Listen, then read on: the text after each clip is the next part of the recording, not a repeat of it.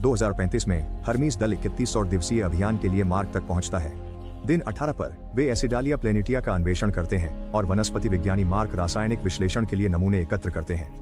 उसी समय system operator Beth को कंप्यूटर से धूल भरी आंधी की चेतावनी मिलती है और वह दल को HAB नामक सतह आवास पर वापस आने के लिए कहती है। बादलों को पास आते हुए देखते समय मार्क और रसायना जो इलेक्स कहते हैं कि उन्हें इसे सहन करना चाहिए, लेकिन कमांडर मेलिसा भविष्यवाणी करती है कि यह बहुत विनाशकारी होगा, इसलिए निकासी का आदेश देती है। जैसे सभी सूट पहन लेते हैं, वे HAB का दरवाजा खोलते हैं और तुरंत धूल भरी आंधी से टकरा जाते हैं। वे आगे बढ़ने का प्रयास करते हैं और मार्क दरवाजा बंद करने के लिए अंत में रहता है। आंधी उनके मार्क आरोहण वाहन या MAV को जल्द ही पलट सकती है, इसलिए उन्हें जल्दी करनी होगी। हालांकि मार्क सोचता है कि वे इसे केबल और रोवर का उपयोग करके स्थिर कर सकते हैं। अचानक सैटेलाइट डिश उड़ जाती है और सभी को इसे बचने के लिए झुकना पड़ता है। हालांकि मार्क उतनी तेजी से नहीं झुक पाता और डिश उसे टकरा जाती है। जैसे ही मार्क अंधेरे में उड़ जाता है, कंप्यूटर को सूट में छेद होने की चेतावनी मिलती है। वे उसे स्कैनर पर नहीं ढूंढ पाते और न ही उसके जीवन संकेतों का पता लगा पाते हैं।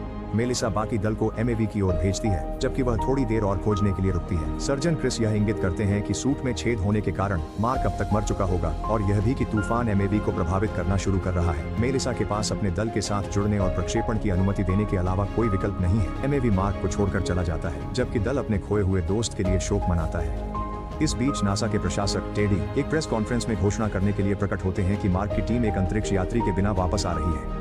हालांकि मार्क के लिए तूफान आखिरकार खत्म हो गया है और मार्क तब जागता है जब उसका सूट उसे चेतावनी देता है कि उसका ऑक्सीजन स्तर गंभीर है। उपग्रह से तार के माध्यम से जुड़ा एक धातु का टुकड़ा उसके सूट को भेद चुका है, लेकिन उसने छेद को ढका भी हुआ है, जो यह समझाता है कि वह जीवित क्यों है। तार को काटने के बाद मार्क जल्दी से हैब में वापस जाता है और दर्द से धातु की छड़ को निकालता है। हालांकि अंदर अभी भी एक टुकड़ा है।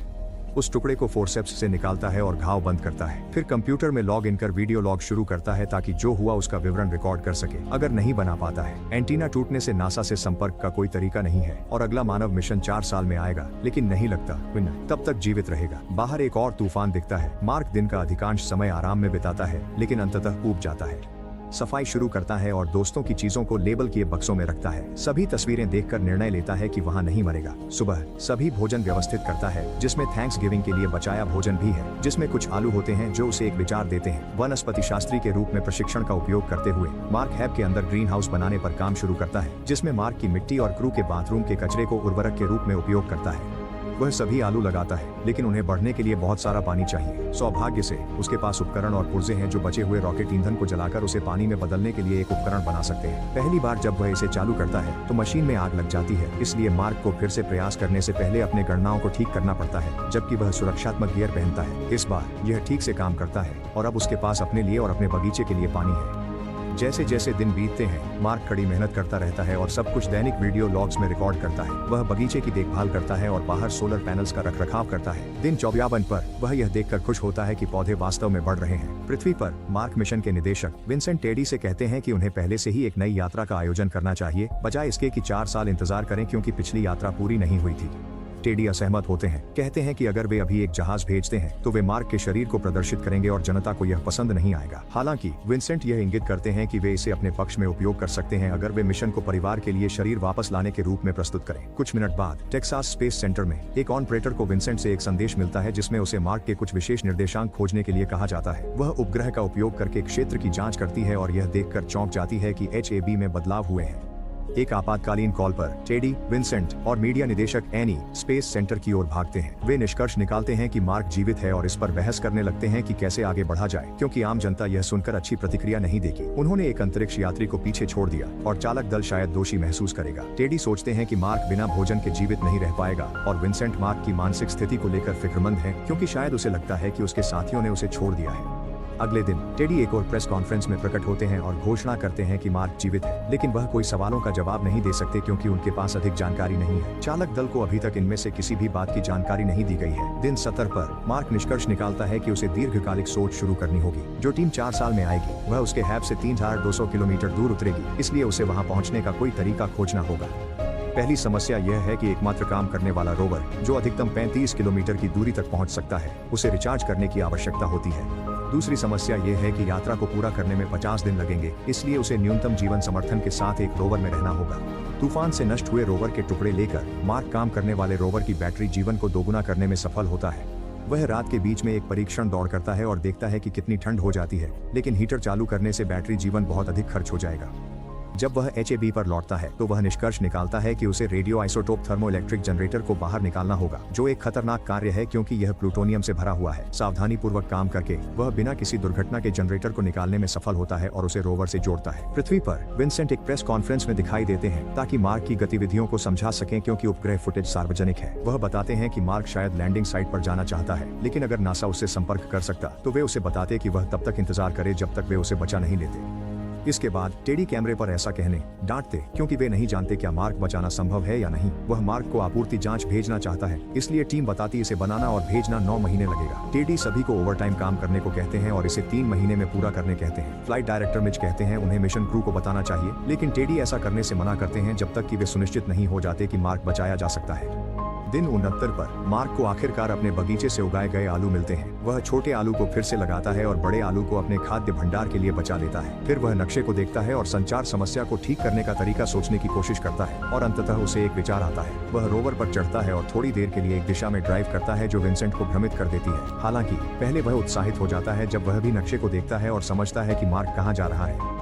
कुछ क्षण बाद मार्क रेत में खुदाई कर रहा है ताकि पैथफाइंडर जांच को बाहर निकाल सके, जो 1997 में चुप हो गई थी। वह इसे रोवर पर रखता है और इसे मरम्मत करने के लिए वापस HAB ले जाता है।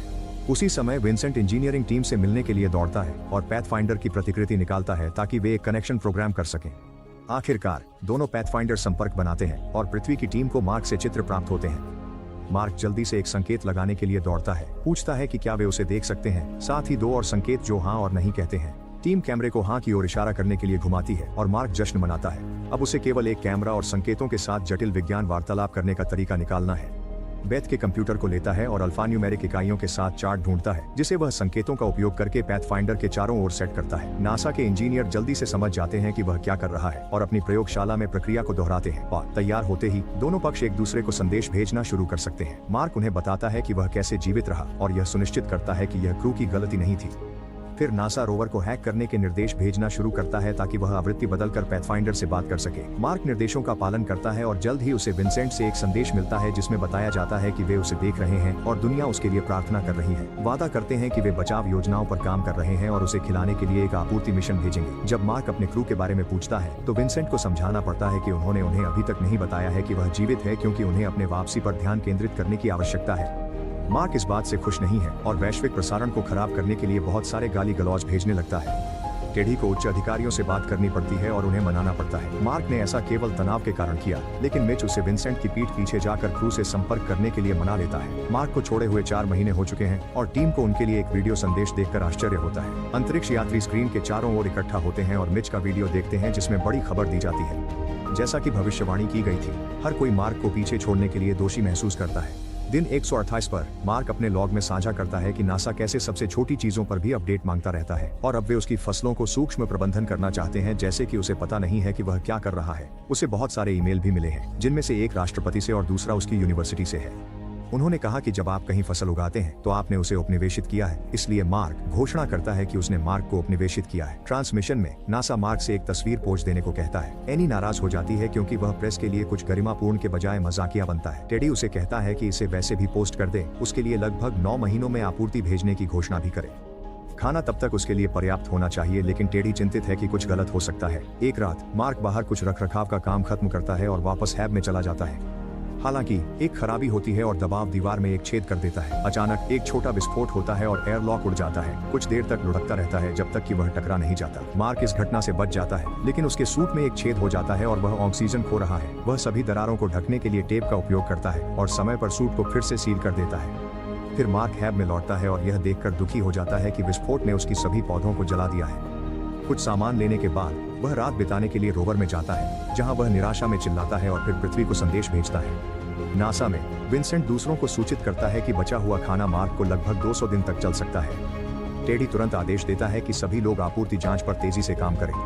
उसे व्यस्त रखने के लिए नासा मार्क के सिग्नल को हरमीस से जोड़ता है और अब वे एक दूसरे को संदेश भी भेज सकते हैं। अगले दिन मार्क बगीचे को साफ करता है और विस्फोट से हुए छेद को सील कर देता है।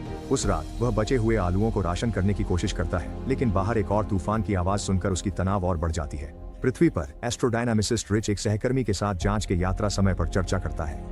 वह पृथ्वी और मार्क की खराब स्थिति के बारे में मजाक करता है और इससे उसे एक विचार आता है।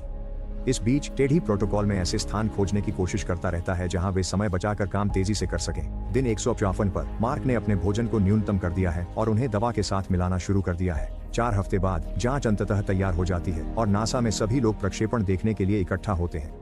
शुरुआत में सब ठीक चलता हुआ लगता है, लेकिन जल्द ही वे एक बहुत बड़े जुलूस की खोज करते हैं और कुछ ही मिनटों में जांच फट जाती है। कमरे में तुरंत माहौल गिर जाता है और विंसेंट के पास मार्क को अपडेट मांगने पर बताने का कठिन कार्य होता है। दिन 146 पर मार्क मेलिसा को एक संदेश भेजता है जिसमें वह उससे अनुरोध करता है जब वह पृथ्वी पर लौटे तो उसके माता पिता की देखभाल करे और उन्हें मार्क पर बिताए गए समय के बारे में सब कुछ बताए।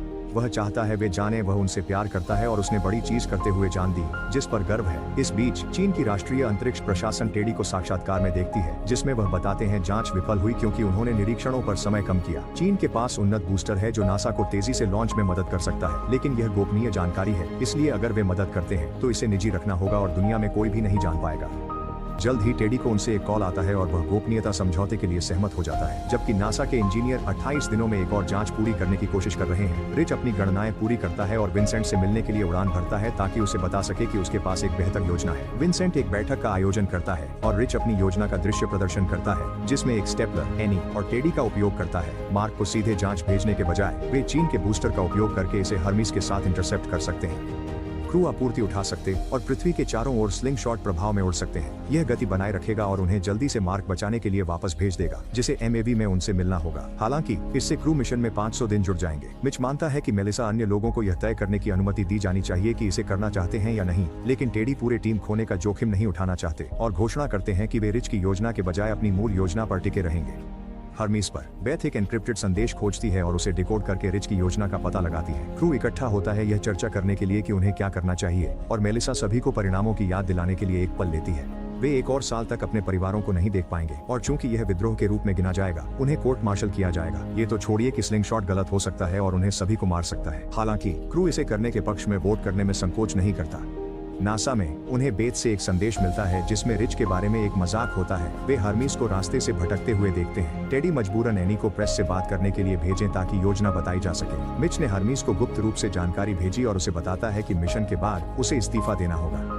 दिन 219 पर मार्क रोवर को संशोधित करने पर काम करना शुरू करता है क्योंकि उसे उस गड्ढे तक की यात्रा के लिए बहुत सारी चीजें ले जानी होंगी जहां यह दूसरा एमआईवी स्थित है।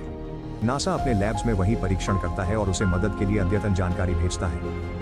चीन के वैज्ञानिक बूस्टर पर काम करने के लिए नासा के कार्यालयों में आते हैं। हालांकि भाषा और संस्कृति के कारण कई संचार समस्याएं हैं। हर्मीस के चालक दल अपने परिवारों को फोन करते हैं ताकि उन्हें सूचित कर सकें कि उन्हें फिर से मिलने के लिए 500 और दिन इंतजार करना होगा। आखिरकार रोवर तैयार हो जाता है और मार्क इसे चलाकर यह सुनिश्चित करता है कि सब कुछ सही से काम कर रहा है। नया बूस्टर परीक्षण किया जाता है और जांच बिना किसी समस्या के लॉन्च होती है। हर्मीस इसे पृथ्वी के पास पाता है और चालक दल इसे जहाज से जोड़ता है। 7 महीने बाद मार्क प्रस्थान के लिए तैयार हो जाता है। वह अपनी अंतिम लॉग रिकॉर्ड करता है और हैब में सभी प्रणालियों को बंद कर देता है। फिर वह दीवार पर दिन 461 को चिन्हित करता है और उस पर हस्ताक्षर करता है। इससे पहले कि वह रोवर में बैठता, उसके सामने एक लंबी यात्रा है और उसे नियमित रूप से रुककर रोवर को चार्ज करना पड़ता है। इसके लिए वह हैब से लाए गए सोलर पैनल का उपयोग करता है।